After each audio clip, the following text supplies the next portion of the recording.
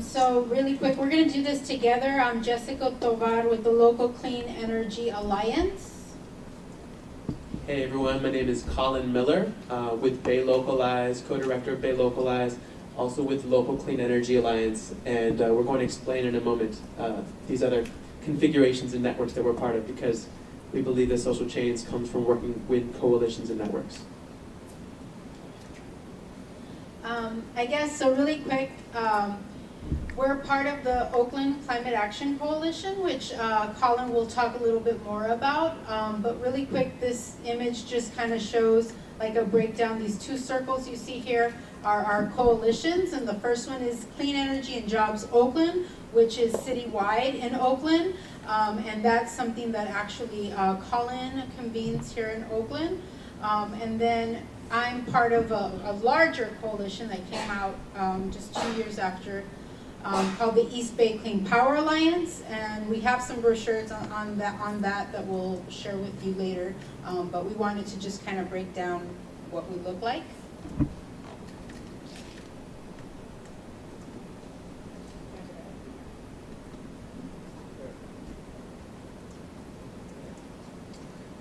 So we are members of the Oakland Climate Action Coalition, and we actually are co-founders of that coalition, whose mission is to lead in the creation and the implementation of a community resilience action plan for Oakland. And we do this by engaging and empowering our low-income communities and communities of color here in Oakland in a transformative vision of climate justice and equitable community development. And so we work with about 30 different organizations from multiple sectors: labor, green business, social justice, environmental justice organizations, housing rights organizations, in this really diverse coalition. It started back in 2009 to engage in Oakland's energy and climate action planning process, because we heard that the city of Oakland was about to embark on this energy and climate action plan, and that the community wasn't really invited to the table. And so the Ella Baker Center for Human Rights actually convened our different organizations and said, we need to do something about this. And so between 2009 and 2012, our coalition, which is based in the community with all of those different kinds of groups, actually organized and held, engaged thousands of community members in different workshops, rallies, etc. And we ultimately wrote half of Oakland's Energy and Climate Action Plan that was passed in 2012. And our vision really is about transforming the local economy to make sure that low-income communities and communities of color are benefiting from those policies and from a localized economy. And we do our work in different committees: adaptation and resilience, to make sure that our communities are prepared for the impacts of climate change that are coming down; clean energy and jobs, which is the sub-coalition within the Oakland Climate Action Coalition that I'm coordinating, all around local control and ownership of renewable energy development in the county and in Oakland. Priority conservation areas, making sure that Oakland's flatlands communities are benefiting from the state greenhouse gas reduction fund dollars for tree planting, wetlands restoration, etc. And food justice and land access, making sure that all of our communities have access to healthy food through edible parks. And so our response, to climate change is acknowledging that, just dealing with the mitigation aspect of it is really not enough, because we're already seeing climate change impacts, as we were learning about from Linda's great presentation earlier. And so we really need to make sure our communities are resilient and prepared in the face of climate change, which we really see as the intersection of both mitigation and adaptation. We define at Bay Localize resilience as the ability to meet all of our human needs and our human rights sustainably and equitably, and to thrive even with the impacts of climate change. And so many different factors are contributing to a resilient community, which includes localizing our economy around renewable resources such as food, water, energy, housing, transportation, and social services, and making sure that there's a plan to get those systems back online after a major disaster. Having plans of action in the case of extreme weather events that we know are coming down the line. And also, of course, at the heart of resilience is really social equity. Because if we don't have social equity, really, our communities are not resilient. That's essential and critical to creating a community where our people really know about and are familiar with each other and are able to care for each other. I mean, with Hurricane Sandy, we know that it was not the Red Cross, it was not the city agencies that were mostly responsible for helping communities out in those in those situations where they were stuck in their apartments. It was community by community, very grassroots organizations that were there caring for each other. So, making sure that's prioritized. Now, energy is a really critical part of a resilient community that a lot of times is not actually considered. And when we mean energy resilience, we're also talking about energy democracy. Who owns, who controls, who benefits from energy resources. And we believe that local clean energy is far more resilient and far more democratic than the current centralized power station model of energy, which is our status quo of energy.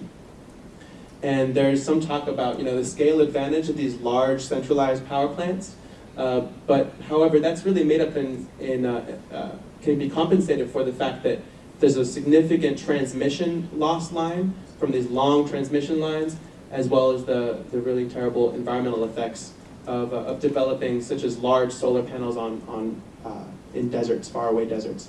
Not to mention the fact that we're seeing significant job losses in our urban centers, where that's really critical when we're generating renewable power somewhere else and not in our local communities. It's also decentralized renewable energy is also more resilient because if there's such a thing as an earthquake or some kind of extreme event, then we have smaller centers of generation, which can provide backup in case of a transmission line going down or a single central power plant losing power. It also creates more jobs, more local jobs from the building and maintenance in our local communities. And of course, with the climate crisis worsening every day, we're really seeing the need for a new paradigm of cooperation and implementation at the local level to really achieve greater energy resilience and energy democracy. And Jessica's going to share a little bit more about that. Okay, so this is pretty much what community choice energy looks like, or you may have heard of it as community choice aggregation. To the far left, which is ironic, is the investor-owned PG&E model, the corporate model. Pacific Gas and Electric is what we have here in the Bay Area, where the corporation procures the power, also owns and maintains the transmission lines, as well as provides customer service, the billing. And in the middle, you'll see community choice, where it shows in the red Community Energy Authority. So pretty much under Assembly Bill 117 in 2002 in the state of California, that enabled cities and counties to be able to procure their own electricity.